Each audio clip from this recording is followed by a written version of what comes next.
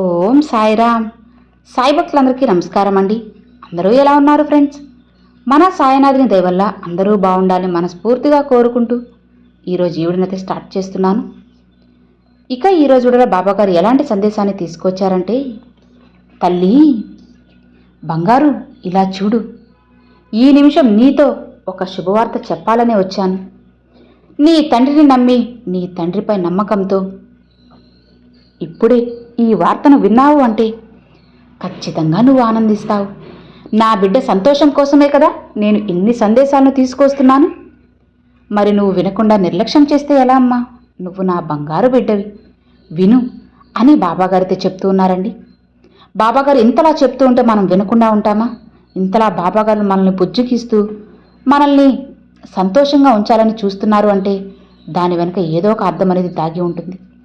కాబట్టి బాబాగారు చెప్పే ఆ సందేశం ఏంటి, ఆ మాటల వెనుక ఉన్న ఆంతర్యం ఏమిటో ఇలా ప్రతి ఒక్కటి కూడా స్వయంగా మన సాయి తండ్రి మాటల్లోనే విందామా?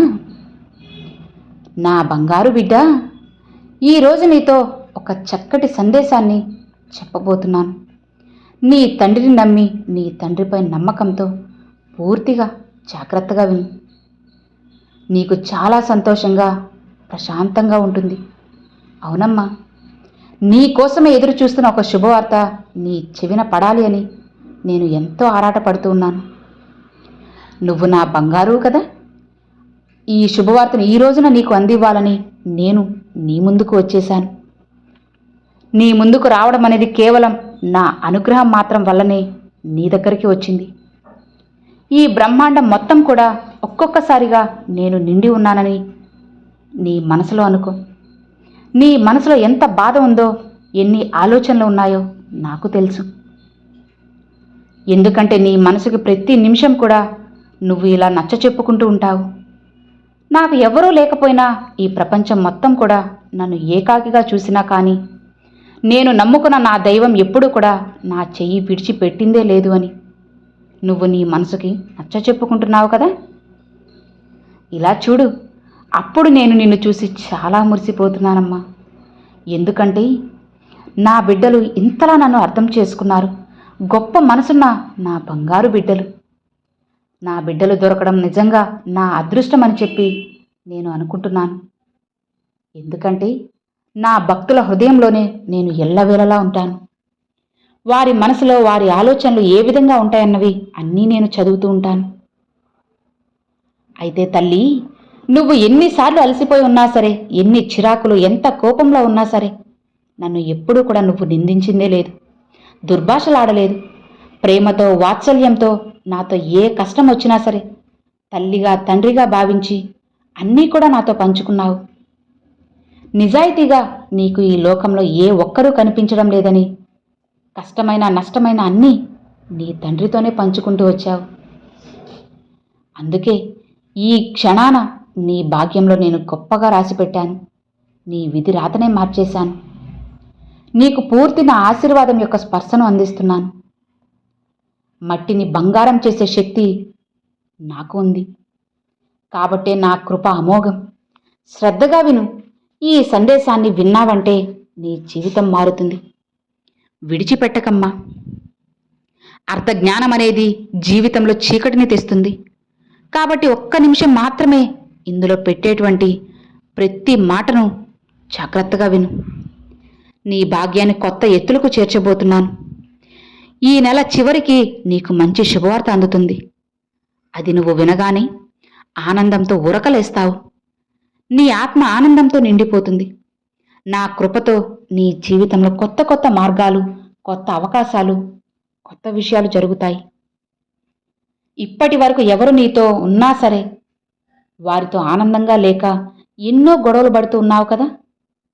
ఆ వ్యక్తి నిన్ను ఇంకా ఎక్కువ అర్థం చేసుకొని వాళ్ళకై వాళ్ళే ఎక్కువగా ప్రేమిస్తారు. అలానే ఎవ్వరూ కూడా నిన్ను ఇప్పటి వరకు అవమానించారని చెప్పి ఎవరూ నీతో మాట్లాడడం లేదని బాధపడుతున్నావు కదా. ఎప్పుడు చీకట్లోనే గడపాల్సి వస్తుంది నా జీవితం అని కంగారు పడిపోతున్నావు కదా. నువ్వు చాలా బలవంతుడివి. ఈ విషయం నువ్వు తెలుసుకోలేకపోతున్నావు. ఇలా డీలా పడిపోతే ఎలా? ఓర్పు కలిగిన దానివి నువ్వు. నువ్వు ఎదుర్కొంటున్న మానసిక భావోద్వేగ సమస్యలన్నీ కూడా నేను చూస్తూ ఉన్నాను. చాలామంది నిన్ను వదిలేశారు, ఎవరో మోసం చేశారు, ఎవరో నీ విశ్వాసాన్ని భంగం చేశారు. అయినా పడ్డావు, పడి లేచావు, నిలబడ్డావు. ఎందుకంటే నా చెయ్యి నీ తలపై ఉంది కాబట్టి. ఇప్పుడు వాగ్దానం చేస్తున్నాను, నీకు వ్యతిరేకంగా కుట్రలు పన్నిన వారందరూ కూడా నాశనం అవబోతున్నారు. ఇక ఎలాంటి బాధ, నిరాశ నీ వెనుకరావు. నేను నిన్ను విముక్తి చేస్తున్నాను. నీ మార్గంలో ఉన్న ప్రతి అడ్డంకిని తొలగిస్తాను. నీ జీవితంలో ప్రవేశించేది ఉన్నత పురోగతి, సమృద్ధి. ఇవి మాత్రమే చూడు. నువ్వు ఒంటరిగా లేవు.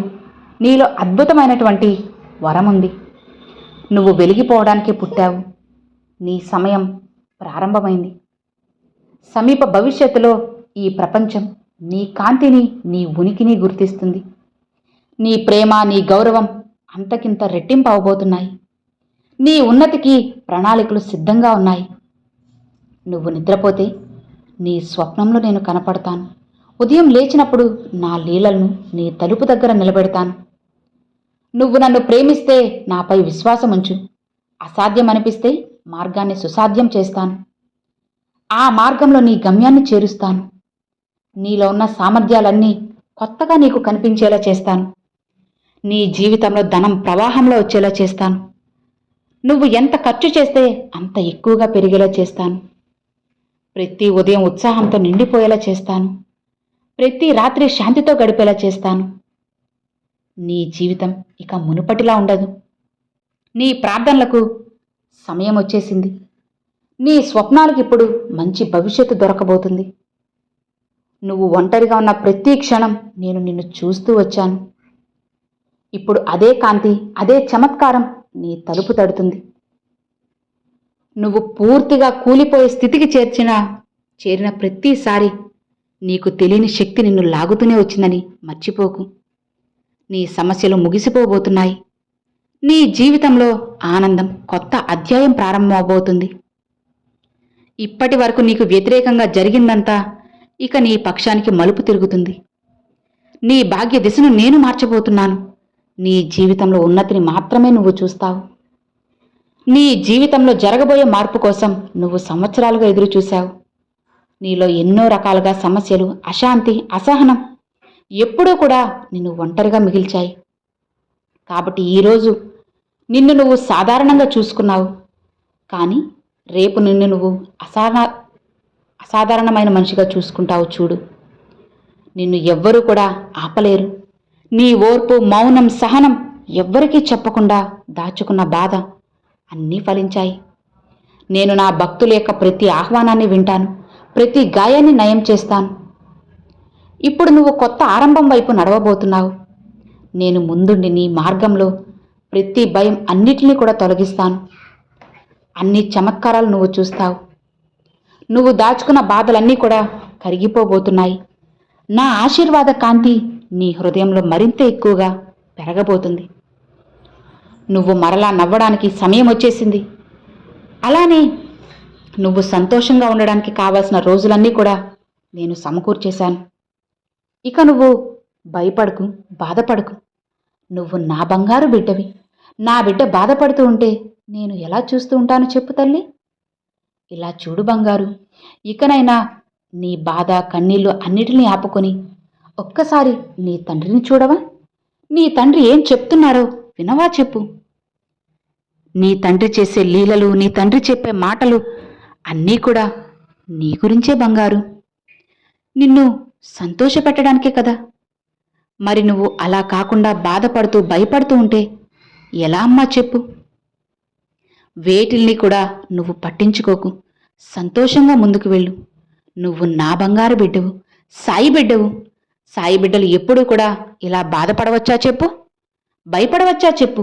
ఇక ఎలాంటి దిగులు నీలోకి రానివ్వకుండా నువ్వు సంతోషంగా ముందుకు వెళ్ళు.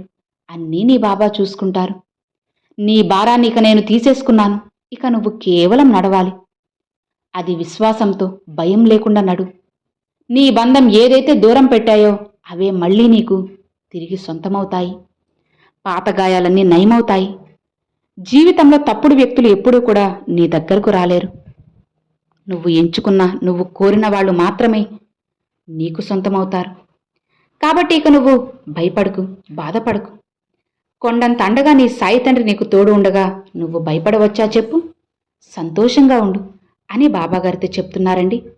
సో విన్నారు కదండి, ఈరోజు బాబాగారు పంపించిన ఈ మంచి సందేశం మీ అందరికీ ఎంతో బాగా నచ్చింది అని అనుకుంటున్నాను. నచ్చితే ఒక చిన్న లైక్ చేయండి, మరికొంతమంది సాయి భక్తులకు షేర్ చేయండి. ఫస్ట్గా మన ఛానల్ చూసేవాళ్ళు సబ్స్క్రైబ్ చేసి సపోర్ట్ చేయండి friends. Thanks for watching. Om Sairam.